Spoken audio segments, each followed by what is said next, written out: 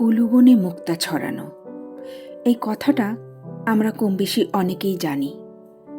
কিন্তু এই কথার ভেতর লুকিয়ে আছে গভীর বেদনা আর নিঃশব্দ শিক্ষা। সব মানুষ হৃদয়ের ভাষা বোঝে না, সব চোখ সৌন্দর্যের গভীরতা ধরতে পারে না। তুমি যদি তোমার মমতা, ভালোবাসা বা সৎ অনুভূতি এমন জায়গায় বিলাও যেখানে কেবল স্বার্থ আর নির্লিপ্ততা বাস করে, তবে সে মুক্তগুলো ধুলোয় মিশে যায়। কিছু নীরবতা শেখায় কোথায় কথা বলা বৃথা, কিছু আঘাত শেখায় কাকে আর কিছু না দিতে।